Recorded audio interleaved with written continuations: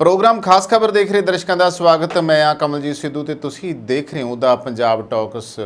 देश दीआं अदालतां दे विच पिछले 30 सालों तो पेंडिंग पए आ अनेकां मामले और किन्ने आ 1 ਲੱਖ तो वध मामले आ जिन्हां दी हजे तक कोई सुनवाई नहीं हो सकी। इस दे उत्ते विस्तार सहित गल करांगे कि की है साडीआं अदालतां दा हाल। ते दूसरे पासे पंजाब दे विच मर्द ते औरतां हो रहे ने नपुंसक ते इसदा वड्डा कारण बनिया जी हरी क्रांति। ये नपुंसकता वधी है, इस दे बारे तां विस्तार शायद चर्चा होएगी। सब तो पहलां आवांगे पहली खबर बनी जिस दे विच अदालतां दे हाल की ने।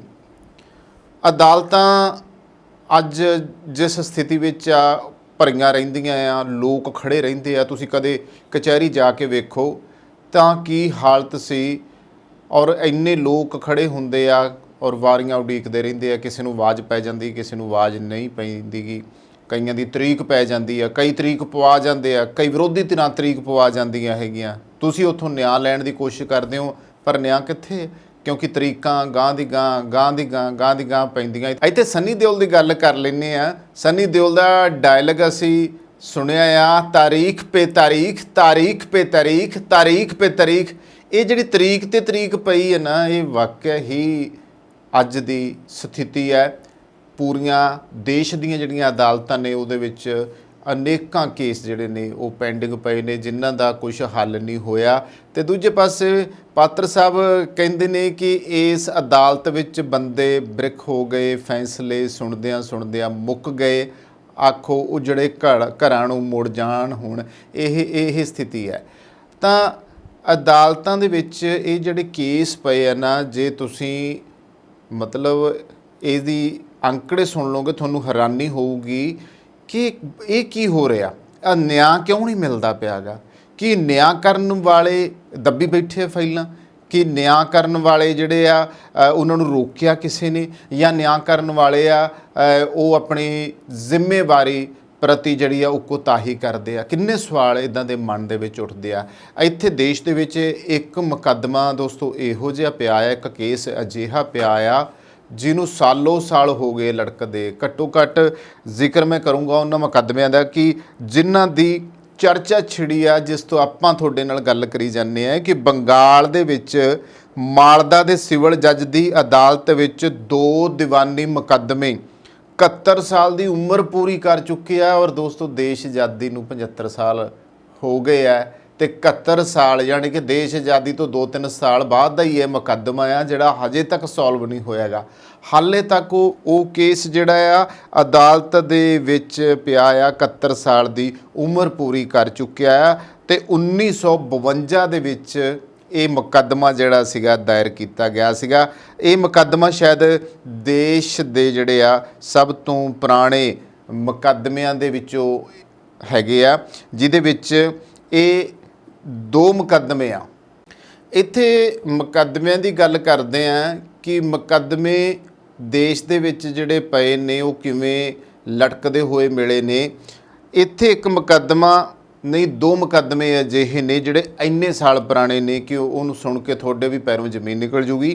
बंगाल च मालदा दे सिविल जज दी अदालत विच 2 दीवानी मुकदमे जिहड़े आ वो 71 साल की उम्र पूरी कर चुके आ।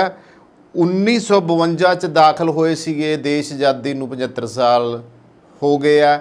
तो यानी कि तुसीं अंदाज़ा कर लो कि उस तो बाद ही 4-5 साल बाद ये मुकदमे जिहड़े सीगे वो दाखल होए सीगे।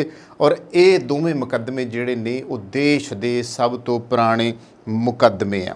इन्हां चों एक मामला जिहड़ा सीगा वो वंड दा सी यानी कि बंटवारे दा सीगा ते दूजा सधारण दीवानी मुकदमा आ। देश दीआं अदालतां दे बन्नी जदों देखीदा आ ते जिहड़ी फाइलां दीआं उत्ते ढेर लग्या हुंदा उहदे बन्नी वेख के हैरानी आउंदी आ कि वाकई ही इस अदालत विच बंदे बिरखी होणगे जिहड़े सिर्फ उडीकां दे विच खड़ोते आ कि कदों उन्हां दे मुकदमे दा जिहड़ा फैसला आ वो होवे। साल 1953 दे भी 2 मुकदमे पेंडिंग पे आ। मैं कहा पहला उहदे उत्ते आपां नज़र मारदे किहड़े मुकदमे पे आ, जिन्हां विच एक बंगाल च अते दूजा उत्तर प्रदेश दे ਵਾਰਾਣਸੀ ਦਾ ਆ। ਇਹ ਦੋਵੇਂ ਮੁਕੱਦਮੇ ਵੀ ਦੀਵਾਨੀ ਹੈ। ਸਮਾਂ ਬੀਤਣ ਦੇ ਨਾਲ ਪੈਂਡਿੰਗ ਮੁਕੱਦਮਿਆਂ ਦੀ ਜਿਹੜੀ ਗਿਣਤੀ ਹੈ ਉਹ ਵੱਧਦੀ ਜਾਂਦੀ ਹੈ ਤੇ ਇਸ ਸਮੇਂ ਦੇਸ਼ ਦੀਆਂ ਜ਼ਿਲ੍ਹਾ ਅਦਾਲਤਾਂ 'ਚ ਪੈਂਡਿੰਗ 1 ਲੱਖ ਤੋਂ ਵੱਧ ਮੁਕੱਦਮੇ 30 ਸਾਲਾਂ ਤੋਂ ਜ਼ਿਆਦਾ ਪੁਰਾਣੇ ਨੇ। ਜੇਕਰ 20 ਸਾਲਾਂ ਤੋਂ 30 ਸਾਲਾਂ ਦੇ ਵਿਚਕਾਰ ਪੈਂਡਿੰਗ ਮੁਕੱਦਮਿਆਂ ਨੂੰ ਦੇਖਿਆ ਜਾਵੇ ਤਾਂ ਇਹ ਗਿਣਤੀ 5.25 ਲੱਖ ਤੋਂ ਵੱਧ ਹੈ। ਉੱਥੇ ਤਾਂ 1 ਲੱਖ ਤਾਂ ਜਿਹੜੇ ਉਹ ਜ਼ਿਲ੍ਹਿਆਂ ਵਾਲੇ ਹੋ ਗਏ ਨਾ, ਤੇ ਬਾਕੀ ਜਿਹੜੇ ਮੁਕੱਦਮੇ ਜਿਹੜੇ ਪੈਂਡਿੰਗ ਪਏ ਆ 5.25 ਲੱਖ ਤੋਂ ਵੱਧ ਹੈ। ਇਹਨਾਂ ਪੁਰਾਣੇ ਮੁਕੱਦਮਿਆਂ ਨੂੰ ਨਿਬੇੜਨਾ ਨਿਆਂਪਾਲਿਕਾ ਤੇ ਪੂਰੇ ਸਿਸਟਮ ਦੇ ਲਈ ਵੱਡੀ ਚੁਣੌਤੀ ਹੈ। ਇਹਨਾਂ 'ਚੋਂ ਕੁਝ ਦੇ ਮੂਲ ਮੁਕੱਦਮੇਦਾਰ ਤਾਂ ਹੁਣ ਵਿਚਾਰੇ ਪਤਾ ਨਹੀਂ ਜਿਉਂਦੇ ਆ ਕਿ ਨਹੀਂ ਜਿਉਂਦੇ, ਕਿ ਤੁਰ ਗਏ ਆ, ਤੇ ਕੁਝ 'ਚ ਦਸਤਾਵੇਜ਼ ਦਾ ਚੱਕਰ ਫਸਿਆ ਹੋਇਆ ਹੈ। ਕੁਝ 'ਚ ਉੱਚ ਅਦਾਲਤਾਂ ਨੇ ਸਟੇ ਆਰਡਰ ਦੀਆਂ ਬੇੜੀਆਂ ਨੇ ਬੰਨ੍ਹ ਲਏ ਆ।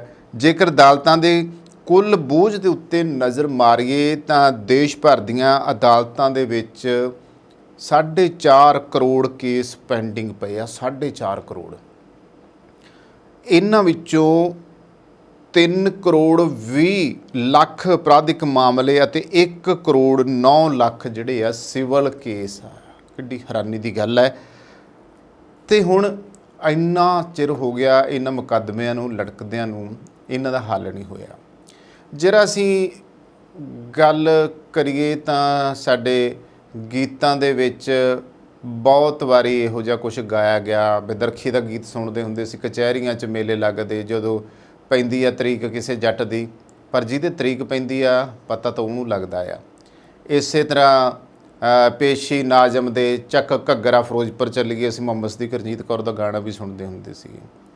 ਇਹ ਜਿਹੜੀਆਂ ਅਦਾਲਤਾਂ ਦੇ ਚੱਕਰ ਸੀ, ਕਈ ਵਾਰੀ ਪਿੰਡਾਂ ਦੇ ਵਿੱਚ ਵੱਟਾਂ ਦੇ ਝਗੜੇ ਹੁੰਦੇ ਸੀ, ਭਰਾ ਭਰਾ ਦਾ ਝਗੜਾ ਹੁੰਦਾ ਸੀ, ਕੰਧ ਪਿੱਛੇ ਝਗੜਾ ਹੁੰਦਾ ਸੀਗਾ। ਉਸ ਤੋਂ ਬਾਅਦ ਆਂਢ ਗੁਆਂਢ ਦੇ ਕੋਈ ਝਗੜੇ ਸੀਗੇ। ਯਾਨੀ ਕਿ ਇਹ ਨਿੱਕੀਆਂ ਮੋਟੀਆਂ ਜਿਹੀਆਂ ਗੱਲਾਂ ਵੀ ਸਾਡੀਆਂ ਕਈ ਅਦਾਲਤਾਂ ਤੱਕ ਗਈਆਂ। ਕਈਆਂ ਦੇ ਵਿੱਚ ਕਤਲ ਵੀ ਹੋ ਗਏ, ਉਹ ਅਦਾਲਤਾਂ 'ਚ ਗਏ, ਕੁਛ ਨਹੀਂ ਹੋਇਆ, ਬਣਦਾ ਕੁਛ ਨਹੀਂ ਹੁੰਦਾ ਗਾ। ਪਰਿਵਾਰ ਹੀ ਉਜੜਦੇ ਆ, ਪਰਿਵਾਰ ਹੀ ਜਿਹੜੇ ਆ ਉਹਨਾਂ ਦੀ ਜਿਹੜੀ ਸਥਿਤੀ ਆਰਥਿਕ ਪੱਖੋਂ ਹੌਲੀ ਹੋ ਜਾਂਦੀ ਆ। ਔਰ ਸਿਆਣੇ ਬਜ਼ੁਰਗ ਇੱਕ ਕਹਾਵਤ ਬੋਲਦੇ ਹੁੰਦੇ ਸੀਗੇ, ਜਿਹਦੇ ਵਿੱਚ ਉਹ ਕਹਿੰਦੇ ਹੁੰਦੇ ਸੀ ਕਿ ਰੱਬ ਕਿਸੇ ਨੂੰ ਵੀ ਅਦਾਲਤ ਦਾ ਮੂੰਹ ਨਾ ਦਿਖਾਵੇ, ਕੋਰਟ ਕਚਹਿਰੀ ਨਾ ਵਿਖਾਵੇ ਤੇ ਹਸਪਤਾਲ ਦਾ ਮੂੰਹ ਨਾ ਵਿਖਾਵੇ।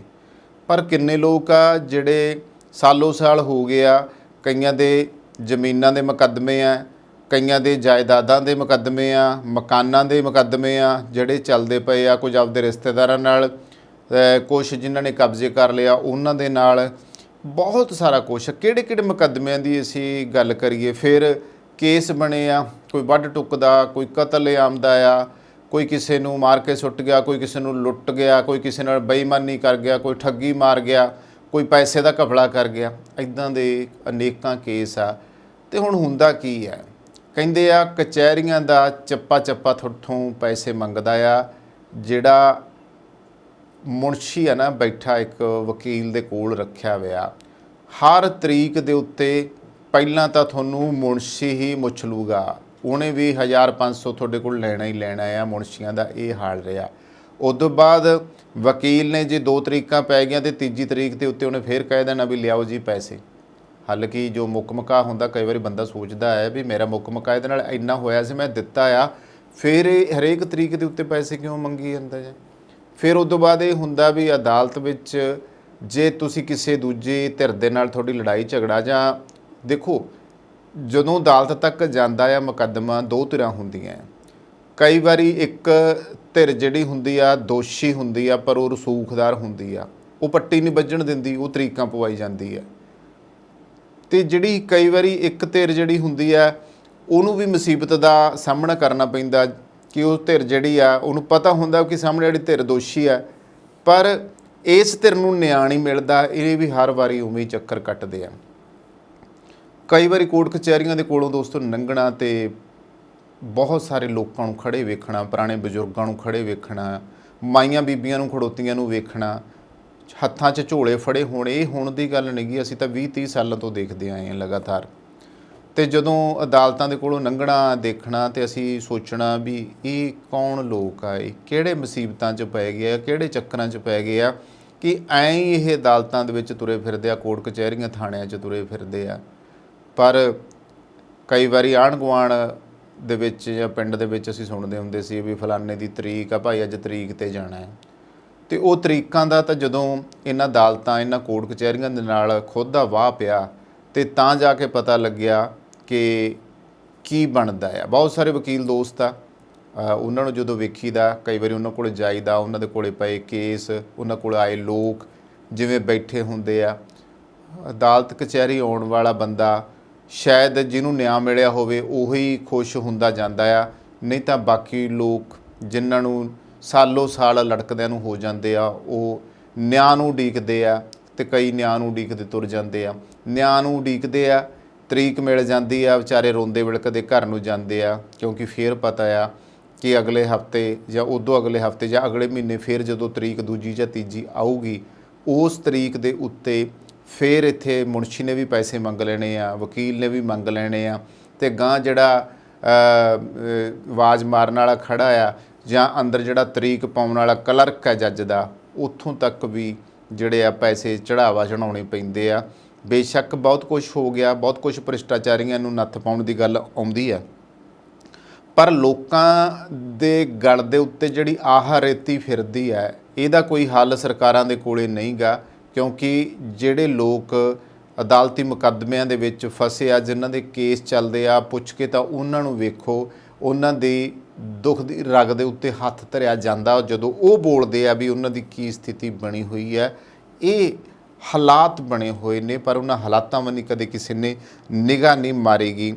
ਤਾਂ ਇੱਥੇ ਜ਼ਿਲ੍ਹਾ ਪੱਧਰ 'ਤੇ ਹਾਈ ਕੋਰਟ ਦੇ ਅਧੀਨ ਜੇ ਆਪਾਂ ਗੱਲ ਕਰੀਏ ਤਾਂ ਕਈ ਜਿਹੜੀਆਂ ਅਦਾਲਤਾਂ ਆ ਕੰਮ ਕਰਦੀਆਂ ਨੇ। ਨਿਆਂ ਪ੍ਰਬੰਧ ਦੀ ਸਭ ਤੋਂ ਹੇਠਲੀ ਪਰ ਅਹਿਮ ਕੜੀ ਸਬ ਜੱਜ ਆ, ਜਿਹਨੂੰ ਅਸੀਂ ਜੁਡੀਸ਼ੀਅਲ ਮੈਜਿਸਟ੍ਰੇਟ ਕਹਿੰਦੇ ਆ। ਇਹਨਾਂ ਅਦਾਲਤਾਂ ਵਿੱਚ ਘੱਟ ਮਹੱਤਵਪੂਰਨ ਮੁਕੱਦਮਿਆਂ ਦੀ ਸੁਣਵਾਈ ਹੁੰਦੀ ਆ ਅਤੇ ਇਹਨਾਂ ਤੋਂ ਉੱਪਰ ਅਦਾਲਤਾਂ ਨੂੰ ਸੈਸ਼ਨ ਜ਼ਿਲ੍ਹਾ ਜੱਜ ਅਦਾਲਤਾਂ ਆਖਿਆ ਜਾਂਦਾ। ਇਹਨਾਂ ਅਦਾਲਤਾਂ ਵਿੱਚ ਹੇਠਲੀਆਂ ਅਦਾਲਤਾਂ ਦੇ ਫੈਸਲਿਆਂ ਦੀਆਂ ਅਪੀਲਾਂ ਦੀ ਸੁਣਵਾਈ ਹੁੰਦੀ ਹੈ। ਨਾਲ ਮਹੱਤਵਪੂਰਨ ਮਾਮਲਿਆਂ ਨਾਲ ਸੰਬੰਧਿਤ ਦੀਵਾਨੀ ਮੁਕੱਦਮਿਆਂ ਜਿਵੇਂ ਤਲਾਕ ਅਤੇ ਦੁਰਘਟਨਾ ਪੀੜਤਾਂ ਲਈ ਮੁਆਵਜ਼ਾ ਅਤੇ ਸੰਗੀਨ ਜੁਰਮਾਂ ਦੇ ਮੁਕੱਦਮਿਆਂ ਜਿਵੇਂ ਕਤਲ ਅਤੇ ਬਲਾਤਕਾਰ ਦੀ ਸਿੱਧੀ ਸਮਾਇਤ, ਜਿਹਨੂੰ ਆਪਾਂ ਟਰਾਇਲ ਬੋਲਦੇ ਹਾਂ, ਉਹ ਹੁੰਦੀ ਹੈ। ਮੁਕੱਦਮੇਬਾਜ਼ੀ ਦੇ ਦ੍ਰਿਸ਼ਟੀਕੋਣ ਤੋਂ ਜ਼ਿਲ੍ਹਾ ਅਦਾਲਤਾਂ ਬਹੁਤ ਮਹੱਤਵਪੂਰਨ ਹੁੰਦੀਆਂ ਨੇ ਅਤੇ ਇਹਨਾਂ ਅਦਾਲਤਾਂ ਦੇ ਵਿੱਚ ਜੱਜ ਅਤੇ ਧਿਰਾਂ ਜਿਹੜੀਆਂ ਨੇ ਉਹ ਆਮੋ ਸਾਹਮਣੇ ਹੁੰਦੀਆਂ ਨੇ। ਫੌਜਦਾਰੀ ਮੁਕੱਦਮਿਆਂ ਵਿੱਚ ਸੁਣਵਾਈ ਜਿਹੜੀ ਆ ਮੁਲਜ਼ਮ ਉੱਤੇ ਦੋਸ਼ ਪੱਤਰ ਲਾ ਕੇ ਸ਼ੁਰੂ ਹੁੰਦੀ ਹੈ। ਇਸ ਕਾਰਵਾਈ ਦੇ ਵਿੱਚ ਜੱਜ ਮੁਲਜ਼ਮਾਂ ਵੱਲੋਂ ਕੀਤੇ ਜੁਰਮਾਂ ਦਾ ਵੇਰਵਾ ਉਸ ਨੂੰ ਦੱਸਦਾ ਆ ਅਤੇ ਫਿਰ ਮੁਲਜ਼ਮ ਵਿਰੁੱਧ ਪੀੜਤ ਧਿਰ ਦੀਆਂ ਜਿਹੜੀਆਂ ਗਵਾਹੀਆਂ ਆ ਉਹ ਅਸੀਂ ਵੇਖਦੇ ਹਾਂ ਕਿ ਉਹ ਭੁਗਤਦੀਆਂ ਆ। ਗਵਾਹੀਆਂ ਜੱਜ ਲਿਖਦਾ ਆ, ਫਿਰ ਮੁਲਜ਼ਮ ਜਿਹੜਾ ਆ ਆਪਣਾ ਪੱਖ ਪੇਸ਼ ਕਰਦਾ ਆ।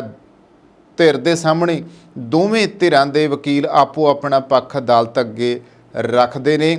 ਸੁਣਵਾਈ ਦੌਰਾਨ ਜੱਜ ਨੂੰ ਮੁਕੱਦਮੇ ਦੇ ਤੱਥਾਂ ਦੇ ਨਾਲ ਨਾਲ ਧਿਰਾਂ ਦੇ ਪਹਿਰਾਵੇ, ਬੋਲਚਾਲ, ਵਿਵਹਾਰ, ਹਾਵ ਭਾਵ ਅਤੇ ਆਰਥਿਕ ਸਥਿਤੀ ਦਾ ਸਿੱਧਾ ਜਿਹੜਾ ਆ ਅਨੁਭਵ ਹੋ ਜਾਂਦਾ ਆ।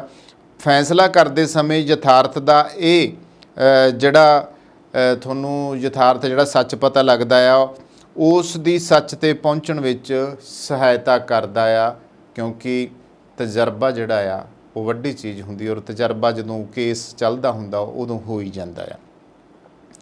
ਹੁਣ ਹਾਲਾਤ ਕੀ ਹੈ ਕਿ ਦੇਸ਼ ਦੀਆਂ ਅਦਾਲਤਾਂ ਦੇ ਲਗਭਗ 25,000 ਜੱਜ ਇਹਨਾਂ ਮਾਮਲਿਆਂ ਨੂੰ ਨਿਪਟਾਉਣ ਲਈ ਜ਼ਿੰਮੇਵਾਰ ਨੇ, ਜਿਨ੍ਹਾਂ ਵਿੱਚੋਂ ਇਸ ਸਮੇਂ ਲਗਭਗ 5,000 ਜਿਹੜੀਆਂ ਅਸਾਮੀਆਂ ਖਾਲੀ ਹੈ। 5,000 ਤੋਂ ਜ਼ਿਆਦਾ ਹੀ ਹੈ। ਅਤੇ ਇਹ ਕਹਾਵਤ ਹੈ ਕਿ ਨਿਆਂ ਵਿੱਚ ਦੇਰੀ ਅਸਲ ਵਿੱਚ ਨਿਆਂ ਤੋਂ ਇਨਕਾਰ ਹੈ। ਸਮੱਸਿਆ ਇਹ ਹੈ ਕਿ ਨਿਆਂਪਾਲਿਕਾ ਦੇ ਵਿੱਚ ਰਾਖਵੇਂਕਰਨ, ਜੱਜਾਂ ਦੀ ਨਿਯੁਕਤੀ ਵਰਗੇ ਮੁੱਦਿਆਂ ਨੂੰ ਲੈ ਕੇ ਬਹਿਸ ਹੋ ਰਹੀ ਹੈ, ਪਰ ਤੇਜ਼ੀ ਨਾਲ ਨਿਆਂ ਮਿਲਣਾ ਮੁੱਦਾ ਨਹੀਂ ਬਣ ਰਿਹਾ। ਇਸ ਕਰਕੇ ਸਾਡੇ ਕਹਿ ਦਿੰਦੇ ਆ ਜੀ ਸਾਡੀ ਜਿਹੜੀ ਇਹ ਨਿਆਂ ਪ੍ਰਣਾਲੀ ਉਹ ਲਚਕੀਲੀ ਹੈ। ਲਚਕੀਲੀ ਭਾੜ ਨੂੰ ਜਾਏ, ਕਈ ਤਾਂ ਵਿਚਾਰੇ ਖਤਮ ਹੀ ਹੋ ਗਏ। ਵਾਕਈ ਉਹ ਖਤਮ ਹੋ ਗਏ, ਉਹਨਾਂ ਨੂੰ ਨਿਆਂ ਹੀ ਨਹੀਂ ਮਿਲ ਸਕਿਆ, ਉਹ ਉਡੀਕਦੇ ਰਹੇ, ਤਰੀਕਾਂ ਭੁਗਤਦੇ ਮਰ ਗਏ। ਉਹ ਦੇਸ਼ ਦੇ ਸਭ ਤੋਂ ਪੁਰਾਣੇ ਕੇਸ ਦੀ ਇਹ ਜਿਹੜੀ ਮੈਂ ਗੱਲ ਕੀਤੀ ਹੈ ਕਿ ਇਹ ਕੇਸ ਜਿਹੜਾ ਸੀਗਾ ਵੰਡ ਦਾ ਸੀਗਾ, 4 ਅਪ੍ਰੈਲ 1952 ਨੂੰ ਦਰਜ ਹੋਇਆ ਸੀ। ਤੇ ਇਸ ਨੇ ਸੁਣਵਾਈ ਦੀ ਅਗਲੀ ਤਰੀਕ ਜਿਹੜੀ ਹੁਣ ਹੈ ਉਹ 13 ਜੂਨ 2023 ਤੈਅ ਕੀਤੀ ਆ। ਹਜੇ ਵੀ ਗਾਂਹ ਜਾਊਗਾ। ਵੇਖੋ ਹੈਰਾਨੀ ਦੀ ਗੱਲ, ਇਹ ਕੇਸ ਸਿਵਲ ਜੱਜ ਸੀਨੀਅਰ ਡਿਵੀਜ਼ਨ ਮਾਲਦਾ ਦੀ ਅਦਾਲਤ ਵਿੱਚ ਵਿਚਾਰ ਅਧੀਨ ਹੈ। ਬੰਗਾਲ ਵਿੱਚੋਂ 28,55,000 ਕੇਸ ਜਿਹੜੇ ਨੇ ਉਹ ਪੈਂਡਿੰਗ ਪਏ ਨੇ, ਜਿਨ੍ਹਾਂ ਵਿੱਚੋਂ 22 ਲੱਖ ਤੋਂ ਵੱਧ ਜਿਹੜੇ ਨੇ ਉਹ ਅਪਰਾਧਿਕ ਮਾਮਲੇ ਨੇ। ਇਹਨਾਂ ਵਿੱਚੋਂ 16,500 ਤੋਂ ਵੱਧ ਕੇਸ 30 ਸਾਲ ਤੋਂ ਵੱਧ ਪੁਰਾਣੇ ਆ।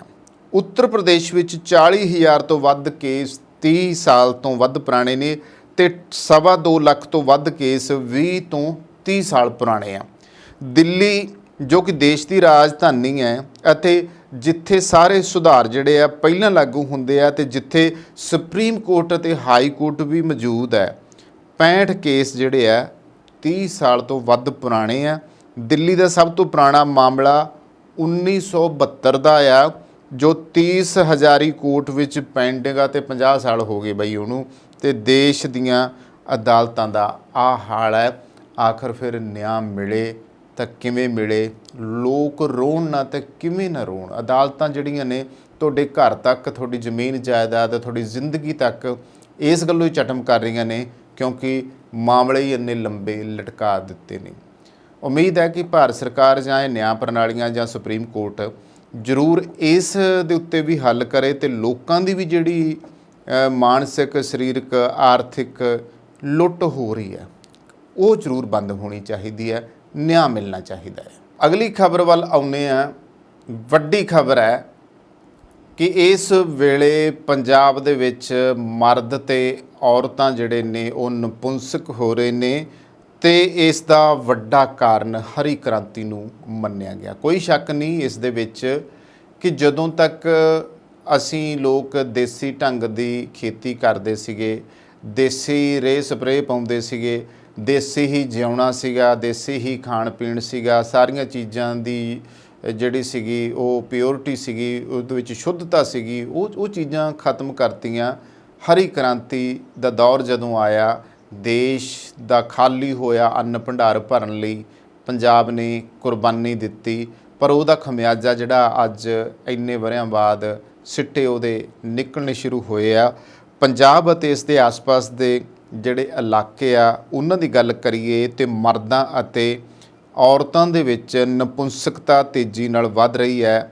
ਇੱਕ ਖੋਜ ਜਿਹੜੀ ਹੈ ਉਹ ਦੱਸਦੀ ਹੈ ਕਿ ਨਪੁੰਸਕਤਾ ਦੀ ਦਰ ਜਿਹੜੀ ਆ, ਜਿਹਨੂੰ ਅਸੀਂ ਨਮਰਦੇ ਵੀ ਕਹਿ ਸਕਦੇ ਹਾਂ, 50% ਤੱਕ ਪਹੁੰਚ ਗਈ ਆ। ਪਰ ਨਪੁੰਸਕਤਾ ਫਿਰ ਔਰਤਾਂ ਦੇ ਵੀ ਆਉਂਦੀ ਆ, ਇਸ ਕਰਕੇ ਔਰਤਾਂ 'ਚ ਜਿਵੇਂ ਬਾਝਪਣ ਦੀ ਸ਼ਿਕਾਇਤ ਆ ਉਹ ਜ਼ਿਆਦਾ ਵੱਧਦੀ ਹੈ। ਇਹ ਵੀ ਚਿੰਤਾ ਦੀ ਗੱਲ ਹੈ ਕਿ 25 ਸਾਲ ਦੀ ਉਮਰ ਤੱਕ ਦੇ ਨਵੇਂ ਵਿਆਹੇ ਜਿਹੜੇ ਜੋੜੇ ਆ ਉਹ ਵੀ ਨਪੁੰਸਕਤਾ ਦੀ ਸਮੱਸਿਆ ਵਿੱਚ ਫਸਦੇ ਜਾ ਰਹੇ ਨੇ। ਨਪੁੰਸਕਤਾ ਦੇ ਕਈ ਕਾਰਨਾਂ ਵਿੱਚੋਂ ਇੱਕ ਵੱਡਾ ਕਾਰਨ ਪੰਜਾਬ ਦੀ ਹਰੀ ਕ੍ਰਾਂਤੀ ਹੈ, ਜਿਸ ਵਿੱਚ ਅਨਾਜ ਨੂੰ ਜਲਦੀ ਪੈਦਾ ਕਰਨ ਦੀ ਕੋਸ਼ਿਸ਼ ਵਿੱਚ ਰਸਾਇਣਾਂ ਦੀ ਲਾਪਰਵਾਹੀ ਦੇ ਨਾਲ ਵਰਤੋਂ ਕੀਤੀ ਗਈ ਹੈ ਅਤੇ ਭੋਜਨ, ਪਾਣੀ, ਵਾਤਾਵਰਨ ਜਿਹੜਾ ਆ ਉਸ ਕਰਕੇ ਪ੍ਰਦੂਸ਼ਿਤ ਹੋਇਆ। ਅਸੀਂ ਜ਼ਹਿਰਾਂ ਦੇ ਛੱਟੇ ਪਰ ਮਾਰੇ ਜਦੋਂ ਹਰੀ ਕ੍ਰਾਂਤੀ ਦਾ ਦੌਰ ਆਇਆ। ਕਹਿੰਦੇ ਸ਼ੁਰੂ ਤੋਂ ਪਹਿਲਾਂ ਜਦੋਂ ਯੂਰੀਆ ਖਾਦ ਆਈ ਸੀ ਤੇ ਯੂਰੀਆ ਖਾਦ ਵੀ ਜਿਹੜੀ ਆ ਚੋਰੀਓਂ ਦਿੱਤੀ ਜਾਂਦੀ ਸੀਗੀ। ਇੱਕ ਕਿਸਾਨ ਨੂੰ ਕੋਈ ਕੰਪਨੀ ਉਸ ਵੇਲੇ ਆਈ, ਉਹਨਾਂ ਨੇ ਉਹਨੂੰ ਦਿੱਤੀ ਖਾਦ ਵੀ ਤੂੰ ਪਾਲਵੀਂ, ਤੇ ਉਹ ਕਿਸਾਨ ਜਿਹੜਾ ਸੀਗਾ ਉਹ ਸਿਆਣਾ ਸੀਗਾ ਤੇ ਉਹਨੇ ਉਹ ਖਾਦ ਪਾਈ ਨਹੀਂ। ਇਹ ਕਹਾਣੀ ਆਮ ਪੰਜਾਬ ਦੇ ਵਿੱਚ ਚਰਚਾ ਦਾ ਵਿਸ਼ਾ ਬਣੀ ਸੀ। ਉਹਨੇ ਪਾਈ ਨਹੀਂ ਤੇ ਕਹਿੰਦੇ ਜਦੋਂ ਫਸਲ ਹੋ ਗਈ, ਉਹਦੀ ਫਸਲ ਕੁਦਰਤੀ, ਕਿਉਂਕਿ ਬਹੁਤ ਮਿਹਨਤ ਕੀਤੀ, ਚੰਗੀ ਰੂੜੀ ਦੀ ਰੇਹ ਪਾਈ ਸੀ ਉਹਨੇ, ਉਹ ਫਸਲ ਇੰਨੀ ਕੁ ਹੋਈ ਕਿ ਯੂਰੀਆ ਵਾਲੇ ਆ ਗਏ, ਆਪਦਾ ਝੰਡਾ ਗੱਡਤਾ ਉੱਥੇ।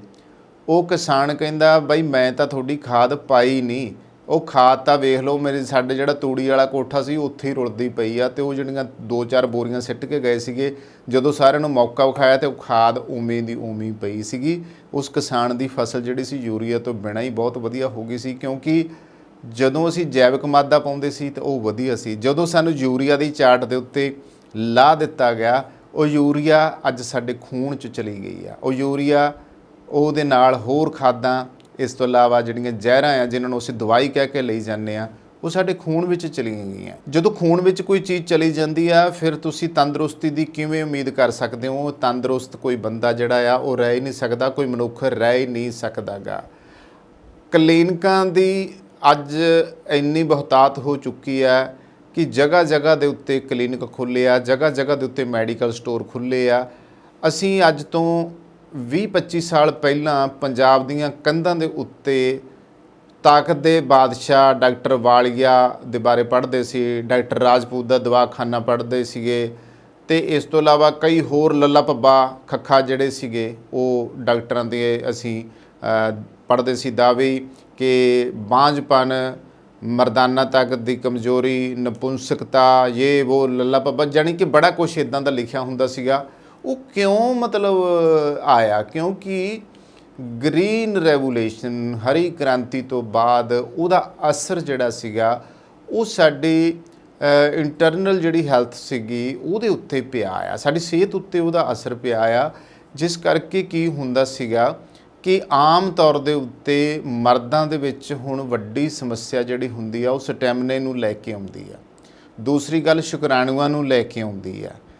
ਅੱਜ ਤਾਕਤ ਦੀਆਂ ਦਵਾਈਆਂ, ਸੈਕਸ ਨਾਲ ਸੰਬੰਧਿਤ ਦਵਾਈਆਂ ਦਾ ਇੱਕ ਬਾਜ਼ਾਰ ਗਰਮ ਹੈ, ਅਤੇ ਉੱਥੇ ਉਕਸਾਇਆ ਹੀ ਇਹਨਾਂ ਗੱਲਾਂ ਨੂੰ ਜਾਂਦਾ ਸੀਗਾ ਕਿ ਤੁਸੀਂ ਸੈਕਸ ਦੀਆਂ ਜਿਹੜੀਆਂ ਦਵਾਈਆਂ ਆ ਉਹ ਤੁਸੀਂ ਕਿਹੜੇ-ਕਿਹੜੇ ਡਾਕਟਰਾਂ ਕੋਲ ਲੈ ਸਕਦੇ ਹੋ। ਅੱਜ ਵੀ ਤੁਸੀਂ ਦੇਖੋ ਕਿ ਅੱਜ ਸੋਸ਼ਲ ਮੀਡੀਆ ਉੱਤੇ ਭਾਵੇਂ ਉਹਨੂੰ ਕੱਖ ਬਣਾਉਂਦਾ ਹੋਵੇ ਤੇ ਉਹ ਮਾੜਾ ਜਿਹਾ ਕੋਈ ਟੋਟਕਾ ਹੀ ਬੋਲ ਦੇਵੇ ਨਾ ਇਸ ਤਰ੍ਹਾਂ ਨਪੁੰਸਕਤਾ ਬਾਰੇ, ਨਾਮਰਦੀ ਦੇ ਬਾਰੇ, ਤੇ ਜਿਵੇਂ ਉਹ ਸੋਸ਼ਲ ਮੀਡੀਆ ਉੱਤੇ ਚੱਲਦਾ ਤੇ ਉਹਦੇ ਥੱਲੇ ਮੈਂ ਹੈਰਾਨ ਰਹਿ ਜਾਂਦਾ ਆ, ਮਿਲੀਅਨ ਤੱਕ ਵਿਊ ਹੁੰਦੇ ਆ, ਇੰਨੇ ਕੁ ਲੋਕ ਵੇਖਦੇ ਆ। ਉਹ ਇੱਕ ਦੋ ਇਹੋ ਜਿਹੀਆਂ ਵੀਡੀਓ ਪਾ ਦਿੰਦਾ ਵੀ ਆਓ ਜੀ ਨਾਮਰਦੀ ਦੂਰ ਕਰਨੀ ਆ, ਤਾਕਤ ਦਾ ਖਜ਼ਾਨਾ ਪਾਉਣ ਲਈ, ਮਰਦਾਨਗੀ ਵਧਾਉਣ ਲਈ ਤੁਸੀਂ ਆਹ ਲਓ। ਹੁਣ ਸਵਾਲ ਇੱਥੇ ਇਹ ਨਹੀਂਗਾ ਕਿ ਇਹ ਕਿਉਂ ਇੱਦਾਂ ਕਰਦੇ ਪਏ ਆ, ਕਿਉਂਕਿ ਸਾਡੇ ਜਿਹੜੇ ਲੋਕ ਆ, ਨੌਜਵਾਨ ਪੀੜ੍ਹੀ ਵੀ ਹੈ ਜਿਹੜੀ ਉਹ ਸੱਚੀ ਖੋਖਲੀ ਹੋ ਚੁੱਕੀ ਆ। ਹੁਣ ਇੱਕ ਕਪਲ ਦਾ ਨਵਾਂ ਵਿਆਹ ਹੋਇਆ, ਨਵਾਂ ਵਿਆਹ ਹੈ ਜਿਹੜਾ ਜੋੜਾ ਆ ਉਹ ਬੱਚਾ ਪੈਦਾ ਕਰਨ ਦੇ ਕਾਬਲ ਨਹੀਂ ਹੈਗਾ। ਔਰਤ ਜਿਹੜੀ ਆ ਉਹਦੇ ਵਿੱਚ ਜਿਹੜੀ ਆ ਉਹ ਇੰਨੀ ਘਾਟ ਹੋ ਗਈ ਆ ਕਿ ਉਹ ਬਾਂਝਪਨ ਦੀ ਸਮੱਸਿਆ ਦਾ ਸ਼ਿਕਾਰ ਆ। ਮੁੰਡਾ ਜਿਹੜਾ ਆ ਉਹਦੇ ਵਿੱਚ ਸ਼ੁਕਰਾਣੂਆਂ ਦੀ ਜਿਹੜੀ ਸਟਰੈਂਥ ਹੋਣੀ ਚਾਹੀਦੀ ਆ ਉਹ ਬਿਲਕੁਲ ਡਾਊਨ ਚਲੀ ਗਈ ਆ। ਜਿਸ ਬੂੰਦ ਦੇ ਨਾਲ ਅਗਲੀ ਔਲਾਦ ਪੈਦਾ ਹੋਣੀ ਸੀਗੀ ਉਹਦੇ ਵਿੱਚ ਜਿਹੜੀ ਚੀਜ਼ ਮਿਲਣੀ ਚਾਹੀਦੀ ਸੀ ਉਹ ਬਿਲਕੁਲ ਖਤਮ ਹੋ ਚੁੱਕੀ ਹੈ। ਉਸ ਵਜ੍ਹਾ ਕਰਕੇ ਕੀ ਹੈ ਕਿ ਬਹੁਤੇ ਵਿਆਹੇ ਜੋੜਿਆਂ ਦੇ ਤਲਾਕ ਹੋ ਰਿਹਾ ਕਿਉਂਕਿ ਔਲਾਦ ਪੈਦਾ ਨਹੀਂ ਹੋ ਰਹੀਗੀ। ਮੁੰਡਾ ਸੋਚਦਾ ਆ ਕਿ ਕੁੜੀ 'ਚ ਨੁਕਸ ਹੋਊਗਾ ਅਤੇ ਕੁੜੀ ਜਿਹੜੀ ਹੈ ਉਹ ਸੋਚਦੀ ਹੈ ਕਿ ਮੁੰਡੇ ਵਿੱਚ ਨੁਕਸ ਹੈ। ਦੋਵੇਂ ਕਈ ਵਾਰੀ ਇਲਾਜ ਵੀ ਨਹੀਂ ਡਰਦੇ ਕਰਾਉਂਦੇ, ਦੋਵੇਂ ਇਹ ਆ ਕਿ ਕੋਈ ਕਮੀ ਨਾ ਨਿਕਲ ਆਵੇ। ਕਈ ਵਾਰੀ ਉਹ ਇਸ ਚੀਜ਼ ਦੇ ਵਿੱਚ ਹੀ ਉਲਝੇ ਹੁੰਦੇ ਆ, ਜਿਸ ਵਜ੍ਹਾ ਕਰਕੇ ਕੀ ਹੁੰਦਾ ਹੈ ਕਿ ਉਹ ਇਲਾਜ ਨਹੀਂ ਕਰਾ ਪਾਉਂਦੇਗੇ, ਫਲਸਰੂਪ ਇਲਾਜ ਤੋਂ ਅਤੇ ਔਲਾਦ ਤੋਂ ਦੋਵਾਂ ਤੋਂ ਵਾਂਝੇ ਰਹਿ ਜਾਂਦੇ ਆ।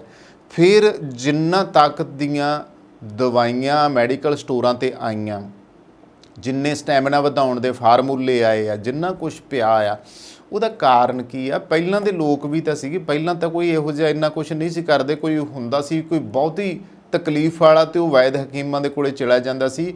ਖਾਦ ਖੁਰਾਕ ਚੰਗੀ ਸੀਗੀ, ਕੋਈ ਸਟੈਮਿਨੇ ਦਾ ਮਸਲਾ ਨਹੀਂ ਸੀਗਾ, ਕੋਈ ਸਰੀਰ ਦੇ ਮਜ਼ਬੂਤੀ ਦਾ ਮਸਲਾ ਨਹੀਂ ਸੀਗਾ, ਕੋਈ ਹੋਰ ਜਿਹੜੀਆਂ ਚੀਜ਼ਾਂ ਨੂੰ ਲੋਕ ਵੇਖ ਕੇ ਇਹੋ ਜਿਹਾ ਕੁਛ ਜਿਹੜਾ ਦੇਸ਼ਾਂ ਵਿਦੇਸ਼ਾਂ 'ਚ ਹੁੰਦਾ ਆ ਉਹਨੂੰ ਵੇਖ ਕੇ ਹੁਣ ਆਪ ਵੀ ਉੱਦਾਂ ਦਾ ਬਣਨ ਦੀ ਕੋਸ਼ਿਸ਼ ਕਰਦੇ। ਇਹ ਪਹਿਲਾਂ ਨੋਰਮਲ ਗੱਲਾਂ ਸੀਗੀਆਂ। ਤਾਂ ਇਹ ਜਿਹੜੀ ਹਰੀ ਕ੍ਰਾਂਤੀ ਦੇ ਵਿੱਚ ਜ਼ਹਿਰਾਂ ਦੇ ਛੱਟੇ ਭਰ ਅਤੇ ਖਾਦਾਂ ਦੇ ਛੱਟੇ ਭਰ ਖੇਤਾਂ 'ਚ ਮਾਰੇ ਆ, ਉਹਦਾ ਅਸਰ ਜ਼ਾਹਿਰਾ ਹੋਇਆ ਆ। PGI ਤੋਂ ਪੋਸਟ ਗ੍ਰੈਜੂਏਟ ਅਤੇ ਸਪੇਨ ਤੋਂ ਮੈਟਰਨਲ ਐਂਡ ਫੀਟਲ ਮੈਡੀਸਨ ਵਿੱਚ ਮਾਸਟਰ ਦੀ ਡਿਗਰੀ ਪ੍ਰਾਪਤ ਡਾਕਟਰ ਪੂਨਮ ਗਰਗ ਨੇ, ਉਹਨਾਂ ਨੇ ਦੱਸਿਆ ਇੱਕ ਮੀਟਿੰਗ ਵਿੱਚ ਕਿ ਔਰਤਾਂ ਜਿਹੜੀਆਂ ਨੇ ਉਹਨਾਂ ਦੇ ਵਿੱਚ ਬਾਂਝਪਣ ਦੇ ਵੱਧ ਰਹੇ ਰੋਗ ਦਾ ਕਾਰਨ ਵਿਆਹ ਦੇਰੀ ਨਾਲ ਕਰਨਾ ਆ, ਤੰਬਾਕੂ ਦਾ ਸੇਵਨ ਹੈ, ਵਾਤਾਵਰਨ ਦਾ ਖਰਾਬ ਹੋਣਾ ਆਦਿ ਸ਼ਾਮਲ ਨੇ।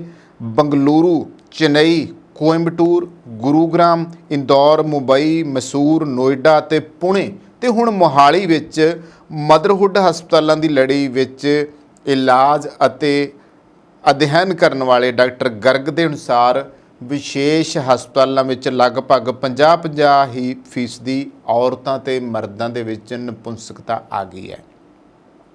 ਉਹਨਾਂ ਅਨੁਸਾਰ ਔਰਤਾਂ ਵਿੱਚ ਬੱਚੇਦਾਨੀ ਦੀ ਜਿਹੜੀ ਟਿਊਬ ਆ ਉਹ ਖਰਾਬ ਹੋਣਾ, ਆਂਡਿਆਂ ਦਾ ਜਲਦੀ ਖਤਮ ਹੋਣਾ ਔਰਤਾਂ ਵਿੱਚ ਆਮ ਗੱਲ ਹੈ, ਜੋ ਕਿ ਬਾਂਝਪਣ ਦਾ ਮੁੱਖ ਕਾਰਨ ਬਣ ਰਿਹਾ। ਜਣੇਪੇ ਤੋਂ ਪਹਿਲਾਂ ਜੋੜੇ ਦੇ ਡੂੰਘਾਈ ਨਾਲ ਅਧਿਐਨ ਤੋਂ ਵੀ ਇਹ ਗੱਲ ਸਾਹਮਣੇ ਆਈ ਹੈ ਕਿ ਮਰਦਾਂ ਵਿੱਚ ਬਾਂਝਪਣ ਅਤੇ ਇਰੈਕਟਾਈਲ ਡਿਸਫੰਕਸ਼ਨ ਦੇ ਚਲਦਿਆਂ ਸ਼ੁਕਰਾਣੂਆਂ ਦੀ ਜਿਹੜੀ ਘੱਟ ਗਿਣਤੀ ਕਾਰਨ ਨਪੁੰਸਕਤਾ ਵੱਧ ਰਹੀ ਹੈ ਤੇ ਵਾਤਾਵਰਨ ਵੀ ਨਪੁੰਸਕਤਾ ਦਾ ਇੱਕ ਵੱਡਾ ਕਾਰਨ ਬਣਿਆ ਹੋਇਆ ਆ, ਜਿਸ ਵਿੱਚ ਖੇਤੀ ਵਿੱਚ ਰਸਾਇਣਾਂ ਦੀ ਜਿਹੜੀ ਵਰਤੋਂ ਦੀ ਮੈਂ ਗੱਲ ਕੀਤੀ ਹੈ ਉਹ ਹੁਣ ਮਨੁੱਖੀ ਸਰੀਰ ਦੇ ਅੰਦਰਲੇ ਹਿੱਸੇ ਨੂੰ ਪ੍ਰਭਾਵਿਤ ਕਰ ਰਿਹਾ, ਕਿਉਂਕਿ ਜੇ ਅਸੀਂ ਕਣਕ ਲਾਈ, ਝੋਨਾ ਲਾਇਆ, ਕੋਈ ਹੋਰ ਫਸਲ ਲਾਈ ਤੇ ਉਹਨੂੰ ਖਾਦਾਂ ਵੀ ਪਾਈਆਂ, ਸਪਰੇਆਂ ਵੀ ਕੀਤੀਆਂ। ਇਸੇ ਤਰ੍ਹਾਂ ਜੇ ਕੋਈ ਅਸੀਂ ਸਬਜ਼ੀ ਲਾ ਲਈ, ਕੋਈ ਫਲ ਫਰੂਟ ਲਾ ਲਿਆ, ਉਹਦੇ ਉੱਤੇ ਅਸੀਂ ਰੱਜ ਕੇ ਜ਼ਹਿਰਾਂ ਛਿੜਕ ਲਈਆਂ, ਜ਼ਾਹਿਰ ਹੈ ਕਿ ਉਹਦਾ ਅਸਰ ਕਿਤੇ ਤਾਂ ਸਾਡੇ ਸਰੀਰ ਨੂੰ ਜਾਂਦਾ ਹੀ ਆ। ਤੇ ਬਹੁਤੇ ਲੋਕ ਤਾਂ ਇਹ ਆ ਜਿਹੜੇ ਇਸ ਦੇ ਬਾਵਜੂਦ ਸਪਰੇਅ ਕੀਤੀ ਦੇ ਬਾਵਜੂਦ ਵੀ ਉੱਥੋਂ ਕੋਈ ਫਲ ਤੋੜ ਲਿਆਂਦੇ, ਕੋਈ ਸਬਜ਼ੀ ਤੋੜ ਲਿਆਂਦੀ। ਬਾਜ਼ਾਰਾਂ ਦੇ ਵਿੱਚ ਜਿਹੜੇ ਆ ਉਹ ਪਤਾ ਨਹੀਂ ਕਿਹੜੇ ਕਿਹੜੇ ਘੋਲਾਂ ਦੇ ਵਿੱਚੋਂ ਸਬਜ਼ੀਆਂ ਨੂੰ ਧੋ ਕੇ ਉਹਨੂੰ ਚਮਕਦਾਰ ਰੱਖਣ ਲਈ ਵਰਤਦੇ ਆ ਤੇ ਉਹਦਾ ਅਸਰ ਵੀ ਸਾਡੇ ਸਰੀਰ ਦੇ ਉੱਤੇ ਹੁੰਦਾ ਆ। ਇੱਥੇ ਡਾਕਟਰ ਸਾਹਿਬ ਦਾ ਕਹਿਣਾ ਆ ਕਿ ਉਹਨਾਂ ਨੇ ਆਪਣਾ ਤਜਰਬਾ ਸਾਂਝਾ ਕਰਦਿਆਂ ਇਹ ਗੱਲ ਕਹੀ ਹੈ ਕਿ ਭਾਵੇਂ ਅਜਿਹੇ ਮਾਮਲੇ ਜਿਹੜੇ ਆ 5% ਤੋਂ ਘੱਟ ਹੁੰਦੇ ਆ, ਪਰ 25 ਸਾਲ ਤੱਕ ਦੇ ਜਿਹੜੇ ਨਵੇਂ ਵਿਆਹੇ ਨੌਜਵਾਨਾਂ ਵਿੱਚ ਨਪੁੰਸਕਤਾ ਜੋ ਆ ਉਹ ਵੱਧ ਰਹੀ ਹੈ, ਜਿਸ ਕਾਰਨ ਔਰਤਾਂ ਨੂੰ ਮਾਂ ਬਣਨ ਦੇ ਵਿੱਚ ਮੁਸ਼ਕਲਾਂ ਦਾ ਸਾਹਮਣਾ ਕਰਨਾ ਪੈ ਰਿਹਾ। ਲਗਭਗ ਹੁਣ ਜੇ ਆਪਾਂ ਦੇਖੀਏ, ਇਸ ਕਰਕੇ ਹਰ ਸ਼ਹਿਰ ਦੇ ਵਿੱਚ ਜਿਹੜੇ ਖੁੱਲ੍ਹੇ ਟੈਸਟ ਟਿਊਬ ਸੈਂਟਰ ਆ, ਇਸ ਗੱਲ ਦਾ ਸਬੂਤ ਹੈ ਕਿ ਨਸਬੰਦੀ ਦਾ ਇਲਾਜ ਹੁਣ ਨਕਲੀ ਢੰਗ ਨਾਲ ਕੀਤਾ ਜਾ ਰਿਹਾ। ਦੂਜੇ ਪਾਸੇ ਪਿਛਲੇ ਦਿਨਾਂ ਦੀ ਆਪਾਂ ਜੇ ਗੱਲ ਕਰੀਏ ਤਾਂ ਪੰਜਾਬ ਯੂਨੀਵਰਸਿਟੀ ਅਤੇ ਖੇਤੀਬਾੜੀ ਯੂਨੀਵਰਸਿਟੀ ਵਿੱਚ ਕੀਤੀ ਗਈ ਖੋਜ ਵਿੱਚ ਇਹ ਗੱਲ ਸਾਹਮਣੇ ਆਈ ਹੈ ਕਿ ਭੋਜਨ ਅਤੇ ਪਾਣੀ ਵਿੱਚ ਰਸਾਇਣਾਂ ਦੀ ਮਾਤਰਾ ਹੋਣ ਕਾਰਨ ਛੋਟੀਆਂ ਬੱਚੀਆਂ ਵਿੱਚ ਮਾਹਵਾਰੀ ਜਲਦੀ ਸ਼ੁਰੂ ਹੋ ਗਈ ਹੈ ਅਤੇ ਮਰਦਾਂ ਦੀ ਮਰਦਾਨਗੀ ਜਿਹੜੀ ਹੈ ਉਹ ਬੁਰੀ ਤਰ੍ਹਾਂ ਪ੍ਰਭਾਵਿਤ ਹੋਈ ਹੈ। ਅੱਜ ਵਿਗੜ ਕੀ ਗਿਆ ਆ, ਤੁਸੀਂ 12-13 ਸਾਲ ਦੀ ਬੱਚੀ ਨੂੰ ਵੇਖੋ। ਅਸੀਂ ਕਹਿੰਦੇ ਸੀ ਪੀਰੀਅਡ ਆਇਆ ਤੇ ਉਹ ਪੀਰੀਅਡ ਅੱਗੇ ਹੁੰਦਾ ਸੀਗਾ 18-20 ਸਾਲ ਦੀ ਕੁੜੀ ਨੂੰ ਉਹ ਸ਼ੁਰੂ ਹੋ ਜਾਂਦੇ ਸੀ। ਉਹ ਪੀਰੀਅਡ ਵੈਸੇ ਤਾਂ ਚਲੋ ਕਿਸੇ ਵੀ ਜਿਹੜੀ ਸਟੇਜ ਸੀਗੀ ਉਸ ਹੱਦ ਤੱਕ ਅਚਾਨਕ ਵੀ ਕਿਸੇ ਨੂੰ ਹੋ ਜਾਂਦਾ ਸੀਗਾ, ਛੋਟੀ ਉਮਰ ਦੇ ਵਿੱਚ ਬੱਚੀਆਂ ਨੂੰ ਖਾਸ ਤੌਰ 'ਤੇ। ਪਰ ਇੱਥੇ ਜਿਹੜੀ ਗੱਲ ਹੁਣ ਹੋ ਰਹੀ ਹੈ ਉਹ ਹੋ ਇਹ ਰਹੀ ਹੈ ਕਿ ਬੱਚੀਆਂ ਜਿਹੜੀਆਂ ਬਹੁਤ ਛੋਟੀ ਉਮਰ ਦੇ ਵਿੱਚ ਹੀ ਉਹਨਾਂ ਨੂੰ ਪੀਰੀਅਡ ਹੋ ਗਏ ਆ ਤੇ ਜਿਹੜਾ ਉਹਨਾਂ ਦਾ ਸਰੀਰ ਹੈ, ਜਿਵੇਂ ਇੱਕ ਔਰਤ ਦੀਆਂ ਛਾਤੀਆਂ ਮਾਂ ਬਣਨ ਤੋਂ ਬਾਅਦ ਵਿਕਸਿਤ ਹੋ ਜਾਂਦੀਆਂ ਆ, ਉਹ ਛੋਟੀਆਂ ਬੱਚੀਆਂ ਦੀਆਂ ਛਾਤੀਆਂ ਜਿਹੜੀਆਂ ਆ ਉਹ ਇਸ ਤਰੀਕੇ ਦੀਆਂ ਬਣ ਚੁੱਕੀਆਂ। ਦੂਸਰੇ ਪਾਸੇ ਇਹੀ ਚੀਜ਼ ਨੌਜਵਾਨ ਬੱਚਿਆਂ ਦੇ ਵਿੱਚ ਵੀ ਆ, ਮੁੰਡਿਆਂ ਦੇ ਵਿੱਚ ਵੀ ਹੈ, ਉਹਨਾਂ ਵਿੱਚ ਵੀ ਇਹਨਾਂ ਦੀ ਕਰਕੇ ਹਾਰਮੋਨਸ ਦੀ ਗੜਬੜ ਆ ਗਈ ਹੈ, ਜਾਂ ਫਿਰ ਜਿਹੜੇ ਮੁੰਡਿਆਂ ਦੇ ਗੁਪਤ ਅੰਗ ਨੇ ਉਹਨਾਂ ਦੇ ਵਿੱਚ ਕਾਫੀ ਜਿਹੜੀਆਂ ਤਬਦੀਲੀਆਂ ਆ ਉਹ ਵੇਖਣ ਨੂੰ ਆਈਆਂ। ਛੋਟੇ ਬੱਚੇ ਜਿਹੜੇ 10 ਤੋਂ 15 ਸਾਲ ਦੇ ਆ ਉਹ ਘੱਟੋ ਘੱਟ 25-30 ਸਾਲ ਦੇ ਮਰਦ ਦੇ ਬਰਾਬਰ ਉਹਨਾਂ ਦੇ ਅੰਗ ਜਿਹੜੇ ਨੇ ਉਹ ਵਿਕਸਿਤ ਹੋਏ ਨੇ, ਜਿਹੜੇ ਕਿ ਇਹ ਵਾਕਿਆ ਹੀ ਇੱਕ ਵੱਡਾ ਬਦਲ ਹੋਇਆ ਆ। ਹਾਰਮੋਨਸ ਦੀ ਗੜਬੜ ਦੀ ਵਜ੍ਹਾ ਕਰਕੇ, ਇਹਨਾਂ ਜ਼ਹਿਰਾਂ ਦੀ ਵਜ੍ਹਾ ਕਰਕੇ ਬਹੁਤ ਸਾਰਾ ਕੁਝ ਦੇਖਣ ਨੂੰ ਮਿਲਦਾ ਆ। ਇਸ ਕਰਕੇ ਜੋ ਇਹ ਹਾਲਾਤ ਬਣੇ ਹੋਏ ਆ ਕਿ ਰਾਸ਼ਟਰੀ ਸੈਸ਼ਨ 'ਤੇ ਕੀਤੀ ਗਈ ਖੋਜ ਅਨੁਸਾਰ 35% ਜਿਹੜੇ ਪੁਰਸ਼ ਆ 40 ਸਾਲ ਦੀ ਉਮਰ ਤੋਂ ਪਹਿਲਾਂ ਕਿਸੇ ਨਾ ਕਿਸੇ ਜਿਨਸੀ ਸਮੱਸਿਆ ਦਾ ਸਾਹਮਣਾ ਕਰਦੇ ਆ, ਜਦੋਂ ਕਿ 20% ਨੂੰ ਉਮਰ ਦੇ ਕਿਸੇ ਵੀ ਪੜਾਅ ਵਿੱਚ ਕਿਸੇ ਨਾ ਕਿਸੇ ਜਿਨਸੀ ਸਮੱਸਿਆ ਦਾ ਸਾਹਮਣਾ ਕਰਨਾ ਪੈਂਦਾ ਆ। ਚਾਹੇ ਤਾਂ ਉਹਨਾਂ ਨੂੰ ਪਤਾਲੂਆਂ ਨਾਲ ਸਮੱਸਿਆ ਕੋਈ ਆ ਰਹੀ ਆ, ਚਾਹੇ ਉਹਨਾਂ ਨੂੰ ਆਪਣੇ ਲਿੰਗ ਨਾਲ ਸਮੱਸਿਆ ਕੋਈ ਆ ਰਹੀ ਆ, ਗੁਪਤ ਅੰਗਾਂ ਦੇ ਨਾਲ ਕੋਈ ਸਮੱਸਿਆ ਆ ਰਹੀ ਹੈਗੀ ਆ, ਜਾਂ ਉਹਨਾਂ ਦੇ ਜਿਵੇਂ ਅਸੀਂ ਕਹਿੰਦੇ ਪ੍ਰੋਟੈਸਟ ਜਾਂ ਗਲੈਡ ਜਿਹੜੇ ਆ ਉਹ ਵੱਧ ਰਿਹਾ, ਹਰਨੀਆਂ ਜਿਹੜੀਆਂ ਉਹਨਾਂ ਦੀ ਸਮੱਸਿਆ ਉਹਨਾਂ ਨੂੰ ਹੋ ਰਹੀ ਆ। ਤੇ ਇਸੇ ਤਰ੍ਹਾਂ ਹੀ ਬਹੁਤ ਵਾਰੀ ਕੀ ਹੁੰਦਾ ਹੈ ਕਿ ਜਿਵੇਂ ਨਾਈਟਫਾਲ ਹੋ ਜਾਂਦਾ ਆ, ਇਦਾਂ ਦੀਆਂ ਪ੍ਰੋਬਲਮਸ ਉਹਨਾਂ ਨੂੰ ਹੋ ਜਾਂਦੀਆਂ ਆ। ਇਹ ਸਾਰੇ ਜਿਨਸੀ ਰੋਗ ਆ ਜਿਹੜੇ ਕਿਸੇ ਵੀ ਉਮਰ ਦੇ ਵਿੱਚ ਜਾਂ ਕਦੋਂ ਵੀ ਹੋ ਜਾਂਦੇ ਆ, ਪਰ ਹੁਣ ਨੌਜਵਾਨਾਂ ਦੇ ਵਿੱਚ ਜਵਾਨ ਉਮਰੇ ਜੇ ਇਹ ਸਥਿਤੀ ਬਣ ਗਈ ਆ। ਤੇ ਜਵਾਨ ਉਮਰੇ ਅੱਗੇ 20 ਤੋਂ 22 ਸਾਲ ਦਾ ਜਿਹੜਾ ਨੌਜਵਾਨ ਮੁੰਡਾ ਸੀਗਾ ਉਹ ਬੱਚਾ ਪੈਦਾ ਕਰਨ ਦੇ ਸਮਰੱਥ ਸੀਗਾ। ਅਜੇ ਵੀ ਬਹੁਤ ਜਿਹੜੇ ਆਪਦੇ ਆਪ ਨੂੰ ਸੰਭਾਲ ਕੇ ਰੱਖੀ ਬੈਠੇ ਆ, ਸਿਹਤ ਨੂੰ ਸੰਭਾਲ ਕੇ ਰੱਖੀ ਬੈਠੇ ਆ, ਉਹ ਬੱਚਾ ਪੈਦਾ ਕਰਨ ਦੇ ਕਾਬਲ ਆ। ਕੁਛ ਲੜਕੀਆਂ ਵੀ ਇੱਦਾਂ ਆ, ਕਹਿੰਦੇ ਨੇ ਸੋਹਣੀ ਪੀੜ੍ਹੀ ਤਾਂ ਹੀ ਜੰਮ ਸਕਦੀ ਹੈ ਜੇ ਮਾਂ ਤੇ ਬਾਪ ਤੰਦਰੁਸਤ ਹੋਣਗੇ। ਪਰ ਕਰੀਏ ਕੀ, ਸਾਡੇ ਪੰਜਾਬ ਦੀ ਪੀੜ੍ਹੀ ਨੂੰ ਤਾਂ ਜਿਵੇਂ ਇੱਕ ਸਾਜ਼ਿਸ਼ ਦੀ ਖੋਖਲਾ ਹੀ ਕਰ ਦਿੱਤਾ ਆ। ਇਸ ਪੱਖੋਂ ਵੀ ਆ ਕਿ ਪੰਜਾਬ ਜਿਹੜਾ ਹੈ ਉਹ ਤੰਦਰੁਸਤ ਪੈਦਾ ਹੀ ਨਾ ਹੋਵੇ। ਤਾਂ ਵੱਡਾ ਇੱਕ ਜਿਹੜਾ ਕਾਰਨ ਬਣਿਆ ਆ ਉਹ ਇਹ ਹੈ ਕਿ ਜਿਹੜੀ ਅਸੀਂ ਖਾਦ ਪਾਈ ਹੈ ਨਾ, ਉਸ ਖਾਦ ਨੇ ਸਾਨੂੰ ਬਹੁਤ ਘਾਤਕ ਸਿੱਟੇ ਦਿੱਤੇ ਆ। ਵਾਧੂ ਨਾਈਟ੍ਰੋਜਨ ਪਾਉਣ ਨਾਲ ਕਹਿੰਦੇ ਆ ਲੋੜ ਤੋਂ ਵੱਧ ਉੱਚੀ ਫਸਲ ਢਹਿਣ ਕਾਰਨ ਝਾੜ ਘਟਦਾ। ਪਹਿਲਾਂ ਤਾਂ ਸਿਰਫ ਫਸਲਾਂ ਦੇ ਉੱਤੇ ਉਹਦਾ ਪਿਆ। ਜ਼ਿਆਦਾ ਨਾਈਟ੍ਰੋਜਨ ਵਾਲੇ ਭੋਜਨ ਤੋਂ ਵਾਧੂ ਨਾਈਟ੍ਰੇਟ ਬਣ ਕੇ ਲਹੂ ਵਿੱਚ ਜਜ਼ਬ ਹੋਣ ਨਾਲ ਖਾਣੇ ਵਾਲੀਆਂ ਨਾੜਾਂ ਦੇ ਕੈਂਸਰ ਅਤੇ ਕਈ ਥਾਵਾਂ ਦੇ ਉੱਤੇ ਨੀਲੇ ਰੰਗ ਦੇ ਬੱਚੇ ਪੈਦਾ ਹੋਏ ਆ ਤੇ ਹੋਰ ਕਈ ਭਿਆਨਕ ਰੋਗ ਜਿਹੜੇ ਆ ਉਹ ਹੋ ਸਕਦੇ ਆ। ਜ਼ਮੀਨ ਵਿੱਚ ਵਾਧੂ ਤੱਤ ਜਮ੍ਹਾਂ ਹੋਣ ਤਾਂ ਬੂਟੇ ਲੋੜ ਤੋਂ ਵੱਧ ਤੱਤ ਜਮ੍ਹਾਂ ਕਰ ਲੈਂਦੇ ਆ ਜੋ ਮਨੁੱਖਾਂ ਅਤੇ ਜਾਨਵਰਾਂ ਲਈ ਜ਼ਹਿਰੀਲੇ ਹੋ ਸਕਦੇ ਆ। ਪੰਜਾਬ ਵਿੱਚ ਚਾਰੇ ਦੀਆਂ ਫਸਲਾਂ ਵਿੱਚ ਜ਼ਿਆਦਾਤਰ ਨਾਈਟ੍ਰੇਟ ਅਤੇ ਨਾਈਟ੍ਰਾਈਟ ਕਾਰਨ ਪਸ਼ੂਆਂ ਦੀਆਂ ਮੌਤਾਂ ਦੀਆਂ ਘਟਨਾਵਾਂ ਸਾਹਮਣੇ ਆਉਂਦੀਆਂ ਨੇ। ਜ਼ਿਆਦਾ ਨਾਈਟ੍ਰੇਟ, ਫਾਸਫੋਰਸ ਅਤੇ ਗੰਧਕ ਦਰਿਆਵਾਂ, ਨਦੀਆਂ, ਨਾਲਿਆਂ ਤੇ ਛੱਪੜਾਂ ਦੇ ਪਾਣੀ ਵਿੱਚ ਲੋੜ ਤੋਂ ਵੱਧ ਹਰਾ ਜਾਲਾ, ਬਨਸਪਤੀ ਅਤੇ ਰੋਗਾਣੂ ਰੋਗ ਪੈਦਾ ਕਰਦੇ ਨੇ ਤੇ ਮੱਛੀਆਂ ਨੂੰ ਮਾਰਦੇ ਨੇ। ਕਈ ਪ੍ਰਜਾਤੀਆਂ ਜ਼ਹਿਰਾਂ ਕਰਕੇ ਖਤਮ ਹੋ ਗਈਆਂ ਤੇ ਆਮ ਤੌਰ ਤੇ ਅਸੀਂ ਇਹ ਦੇਖਿਆ ਕਿ ਮਿੱਟੀ ਦੇ ਸੂਖਮ ਜੀਵ ਖਤਮ ਹੋਏ ਆ। ਪੰਜਾਬ ਦਾ ਖੇਤੀ ਹੇਠ ਰਕਬਾ ਪੂਰੇ ਭਾਰਤ ਦਾ ਸਿਰਫ 4% ਬਣਦਾ। ਪੂਰੇ ਦੇਸ਼ ਦੀ 8% ਰਸਾਇਣ ਦੀ ਵਰਤੋਂ ਇੱਥੇ ਹੁੰਦੀ ਆ। ਮੈਂ ਅੰਕੜੇ ਪੜ੍ਹਨ ਲੱਗਾ ਤੁਹਾਡੇ ਸਾਹਮਣੇ। ਇਸ ਦਾ ਨਤੀਜਾ ਇਹ ਨਿਕਲਿਆ ਹੈ ਕਿ ਪਾਰਲੀਮੈਂਟਰੀ ਸਟੈਂਡਿੰਗ ਕਮੇਟੀ ਜਿਹੜੀ ਹੈ ਉਹਦਾ ਕਹਿਣਾ ਹੈ ਕਿ 2016 ਦੀ ਰਿਪੋਰਟ, ਯਾਨੀ ਜਿਹੜੀ ਪਾਰਲੀਮੈਂਟਰੀ ਸਟੈਂਡਿੰਗ ਕਮੇਟੀ ਆਨ ਐਗਰੀਕਲਚਰ ਆ, ਉਹ ਕਹਿੰਦੇ ਆ ਕਿ ਪੰਜਾਬ ਦੇ ਲੋਕਾਂ ਦੇ ਖੂਨ ਵਿੱਚ 6 ਤੋਂ 13 ਤਰ੍ਹਾਂ ਦੇ ਰਸਾਇਣ ਮਿਲੇ ਆ। ਹੁਣ ਪੰਜਾਬ ਦਾ ਖੇਤੀ ਹੇਠ ਜਿਹੜਾ ਰਕਬਾ ਆ ਪੂਰੇ ਭਾਰਤ ਦਾ ਸਿਰਫ 4% ਬਣਦਾ ਤੇ ਪੂਰੇ ਦੇਸ਼ ਦੀ 8% ਰਸਾਇਣਾਂ ਦੀ ਵਰਤੋਂ ਇੱਥੇ ਹੀ ਹੁੰਦੀ ਆ। ਔਰ ਇਹ ਸਭ ਤੋਂ ਜ਼ਿਆਦਾ ਇਹਦੇ ਭਿਆਨਕ ਸਿੱਟੇ ਨਿਕਲ ਰਹੇ ਆ। ਪੰਜਾਬ ਭਾਰਤ ਦਾ ਸਭ ਤੋਂ ਵੱਧ ਰਸਾਇਣਿਕ ਖਾਦਾਂ ਦਾ ਖਪਤਕਾਰ ਹੈ ਜੋ ਕਿ 213 ਕਿਲੋ ਪ੍ਰਤੀ ਹੈਕਟੇਅਰ, ਯਾਨੀ ਕਿ 86 ਕਿਲੋ ਪ੍ਰਤੀ ਹੈਕਟਰ, ਜਦੋਂ ਕਿ ਪੂਰੇ ਦੇਸ਼ ਦੀ ਔਸਤ 128 ਕਿਲੋ ਪ੍ਰਤੀ ਹੈਕਟਰ ਹੈ ਤੇ 51 ਕਿਲੋ ਪ੍ਰਤੀ ਏਕੜ ਹੈ। ਨਾਈਟ੍ਰੋਜਨ, ਫਾਸਫੋਰਸ ਅਤੇ ਪੋਟਾਸ ਦੀ ਵਰਤੋਂ ਦਾ ਅਨੁਮਾਨ 4-2-1 ਹੋਣਾ ਚਾਹੀਦਾ, ਜਦੋਂ ਕਿ ਪੰਜਾਬ ਦੇ ਵਿੱਚ 31-8-1 ਹੈ। ਮਿੱਟੀ ਵਿੱਚ ਸੂਖਮ ਪੋਸ਼ਕ ਤੱਤਾਂ ਦੀ ਕਮੀ ਕਰਕੇ ਇਸ ਦਾ ਅਸਰ ਮਨੁੱਖਾਂ ਅਤੇ ਜਾਨਵਰਾਂ ਦੀ ਸਿਹਤ ਉੱਤੇ ਪੈ ਰਿਹਾ। ਲੋੜ ਤੋਂ ਵੱਧ ਨਾਈਟ੍ਰੋਜਨ ਖਾਦਾਂ ਦੀ ਵਰਤੋਂ ਕਾਰਨ ਜ਼ਮੀਨੀ ਪਾਣੀ ਵੀ ਖਰਾਬ, ਜਿਸ ਕਰਕੇ ਕੈਂਸਰ ਅਤੇ ਬਲੂ ਬੇਬੀ ਸਿੰਡਰਮ, ਖੂਨ ਵਿੱਚ ਆਕਸੀਜਨ ਦੀ ਮਾਤਰਾ ਘਟ ਜਾਂਦੀ ਹੈ ਵਰਗੀਆਂ ਭਿਆਨਕ ਬਿਮਾਰੀਆਂ ਹੋ ਰਹੀਆਂ ਨੇ। ਹਰੀ ਕ੍ਰਾਂਤੀ ਨੇ ਪੰਜਾਬ ਨੂੰ ਕਣਕ ਝੋਨੇ ਦੇ ਫਸਲੀ ਚੱਕਰ ਵਿੱਚ ਫਸਾਇਆ। ਝੋਨਾ ਪੰਜਾਬ ਦੀ ਰਵਾਇਤੀ ਫਸਲ ਨਹੀਂ ਹੈ ਤੇ ਨਾ ਹੀ ਪੰਜਾਬ ਦੀ ਖੁਰਾਕ ਹੈ।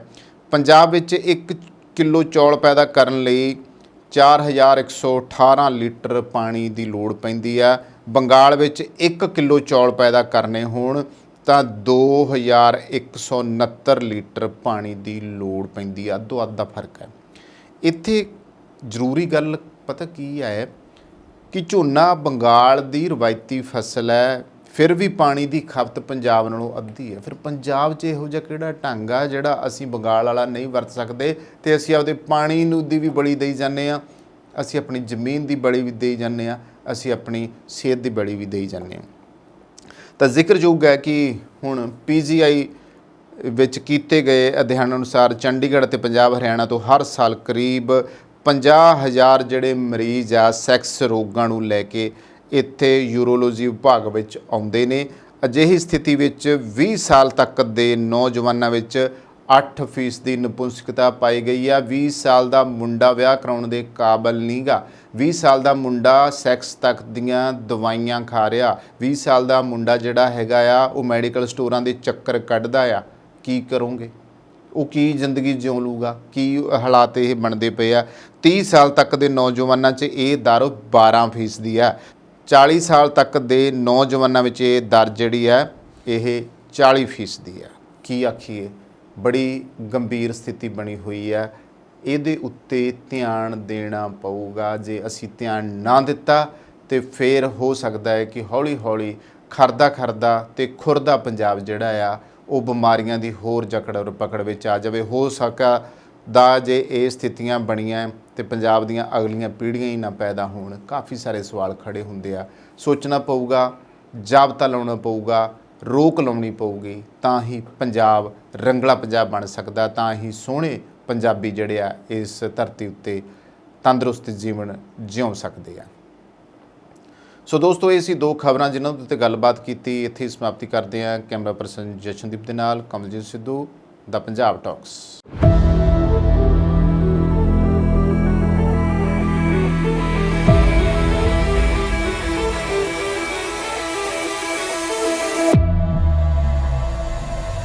ਕੀ ਤੁਸੀਂ ਆਪਣੇ ਕਾਰੋਬਾਰ ਵਿੱਚ ਟਰਾਂਸਪੋਰਟੇਸ਼ਨ ਲਈ ਇੱਕ ਭਰੋਸੇਯੋਗ ਸਾਥੀ ਦੀ ਭਾਲ ਕਰ ਰਹੇ ਹੋ? ਤਾਂ ਤੁਹਾਨੂੰ ਲੋੜ ਹੈ ਮਹਿਤੋਜ ਗਰੁੱਪ ਲਿਮਟਿਡ ਦੀ, ਜੋ ਕਿ ਹਨ ਭਰੋਸੇਮੰਦ, ਕੁਸ਼ਲ ਤੇ ਕਿਫਾਇਤੀ। ਸਾਡੇ ਮਾਹਿਰਾਂ ਦੀ ਟੀਮ ਯਕੀਨੀ ਬਣਾਉਂਦੀ ਹੈ ਕਿ ਤੁਹਾਡੇ ਸਾਮਾਨ ਨੂੰ ਸਮੇਂ ਸਿਰ ਆਪਣੀ ਮੰਜ਼ਿਲ ਤੇ ਪਹੁੰਚਾਇਆ ਜਾ ਸਕੇ। ਸਾਡੇ ਉન્નਤ ਟਰੈਕਿੰਗ ਸਿਸਟਮ ਨਾਲ ਤੁਸੀਂ ਆਪਣੀਆਂ ਕੀਮਤੀ ਚੀਜ਼ਾਂ ਨੂੰ ਟਰੈਕ ਵੀ ਕਰ ਸਕਦੇ ਹੋ।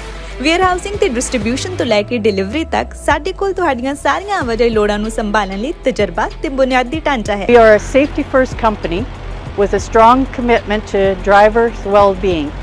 Based in Winnipeg's Centreport district, Mataj is a great place to begin your career and take it to new heights. So my name's Rick. I've been working here for several years now. Mostly what we do inside the shop is we do lots of safeties, lots of repairs, brake jobs, and lots of warranty work on the Freightliners. We do lots of servicing inside the shop, trucks, trailers, lots of lighting problems and stuff like that. Logistics ਨੂੰ ਆਪਣੇ ਕਾਰੋਬਾਰ ਨੂੰ ਰੋਕਣ ਨਾ ਦਿਓ। ਸਾਨੂੰ ਭਾਰੀ lifting ਨੂੰ ਸੰਭਾਲਣ ਦਿਓ ਤਾਂ ਜੋ ਤੁਸੀਂ ਧਿਆਨ ਕੇਂਦਰਿਤ ਕਰ ਸਕੋ ਆਪਣੇ ਕਾਰੋਬਾਰ ਤੇ। ਮਹਿਤੋਜ ਗਰੁੱਪ ਲਿਮਟਿਡ ਨੂੰ ਬਣਾਓ ਆਪਣਾ ਮਦਦਗਾਰ ਤਾਂ ਜੋ ਤੁਸੀਂ ਨਿਸ਼ਚਿਤ ਹੋ ਕੇ ਸੰਭਾਲ ਸਕੋ ਆਪਣਾ ਕਾਰੋਬਾਰ। ਸਕਰੀਨ ਤੇ ਦਿੱਤੇ ਨੰਬਰਾਂ ਉੱਤੇ ਅੱਜ ਹੀ ਸੰਪਰਕ ਕਰੋ।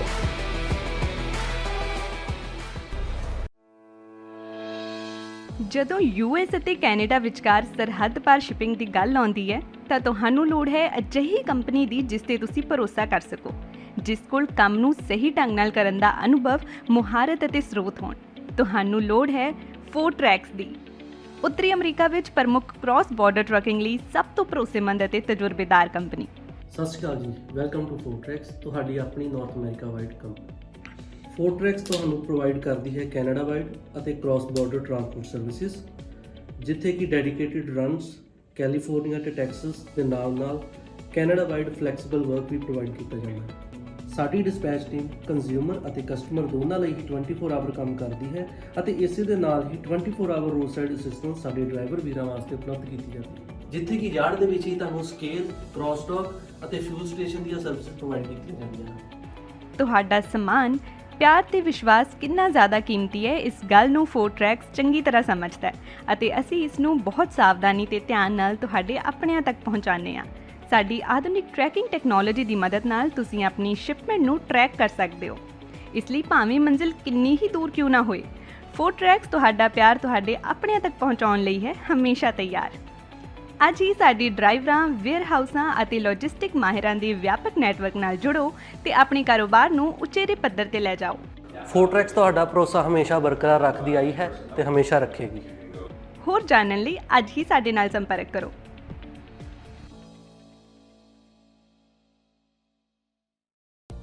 Bad hair day? Don't worry, ਅਸੀਂ ਤੁਹਾਡੀ ਹਰ ਜ਼ਰੂਰਤ ਨੂੰ ਸਮਝਦੇ ਹਾਂ। ਸ਼ਹਿਰ ਦੀ ਸਭ ਤੋਂ ਵਧੀਆ ਤੇ ਬਜਟ ਫ੍ਰੈਂਡਲੀ ਹੇਅਰ ਸੈਲੂਨ ਵਿੱਚ ਤੁਹਾਡਾ ਸਵਾਗਤ ਹੈ। ਸਤਿ ਸ਼੍ਰੀ ਅਕਾਲ ਜੀ, ਮੈਂ ਹਾਂ ਰਮਨ। ਸਤਿ ਸ਼੍ਰੀ ਅਕਾਲ ਜੀ, ਮੈਂ ਹਾਂ ਜਸ ਆਰਜੇ ਹੇਅਰ ਸਲੂਨ ਤੋਂ। ਸਾਡੇ ਟੈਲੈਂਟਡ ਸਟਾਈਲਿਸਟ ਤੁਹਾਨੂੰ ਆਪਣੀ ਪਸੰਦ ਅਨੁਸਾਰ ਹੇਅਰ ਕੱਟ, ਕਲਰ ਅਤੇ ਸਟਾਈਲ ਦਿੰਦੇ ਨੇ ਜੋ ਤੁਹਾਡੀ ਲੁੱਕ ਨੂੰ ਸੂਟ ਕਰਦਾ ਹੈ। ਇਸ ਲਈ ਸਿਰਫ ਉੱਚ ਗੁਣਵੱਤਾ ਵਾਲੇ ਪ੍ਰੋਡਕਟਸ ਦਾ ਇਸਤੇਮਾਲ ਕੀਤਾ ਜਾਂਦਾ ਹੈ ਤਾਂ ਜੋ ਤੁਹਾਡਾ ਸਟਾਈਲ ਤੇ ਖੂਬਸੂਰਤੀ ਰਹੇ ਹਮੇਸ਼ਾ ਬਰਕਰਾਰ। ਆਰਜੇ ਹੇਅਰ ਸਲੂਨ ਤੁਹਾਨੂੰ ਪ੍ਰੋਵਾਈਡ ਕਰਦਾ ਹੈ hair smoothing, keratin hair smoothing, keratin treatments, hair cut, hair spas, colour corrections, root retouch, highlights, balayage. ਇਸੇ ਦੇ ਨਾਲ ਮੈਨਸ ਸੈਕਸ਼ਨ ਦੇ ਵਿੱਚ ਅਸੀਂ ਪ੍ਰੋਵਾਈਡ ਕਰਦੇ ਹਾਂ hair cuts, fades, shave, beard trims and specially beard trims with Caesar.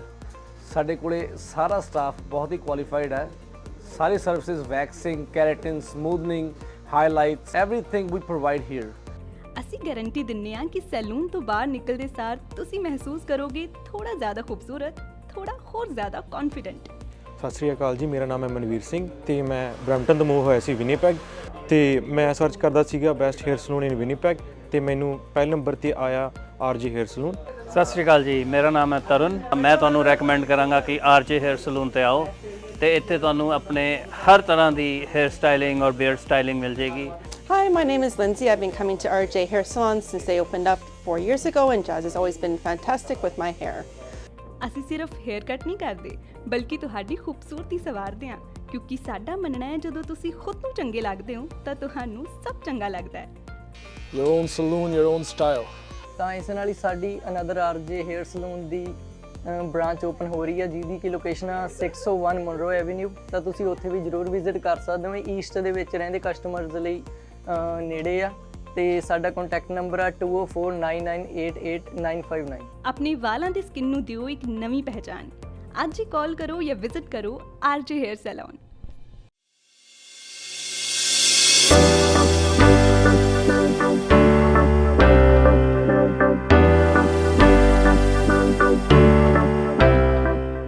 ਕੀ ਤੁਸੀਂ ਆਪਣੇ ਕਾਰੋਬਾਰ ਵਿੱਚ ਟਰਾਂਸਪੋਰਟੇਸ਼ਨ ਲਈ ਇੱਕ ਭਰੋਸੇਯੋਗ ਸਾਥੀ ਦੀ ਭਾਲ ਕਰ ਰਹੇ ਹੋ ਤਾਂ ਤੁਹਾਨੂੰ ਲੋੜ ਹੈ ਮਹਿਤੋਜ ਗਰੁੱਪ ਲਿਮਟਿਡ ਦੀ, ਜੋ ਕਿ ਹਨ ਭਰੋਸੇਮੰਦ, ਕੁਸ਼ਲ ਤੇ ਕਿਫਾਇਤੀ। ਸਾਡੇ ਮਾਹਿਰਾਂ ਦੀ ਟੀਮ ਯਕੀਨੀ ਬਣਾਉਂਦੀ ਹੈ ਕਿ ਤੁਹਾਡੇ ਸਾਮਾਨ ਨੂੰ ਸਮੇਂ ਸਿਰ ਆਪਣੀ ਮੰਜ਼ਿਲ ਤੇ ਪਹੁੰਚਾਇਆ ਜਾ ਸਕੇ।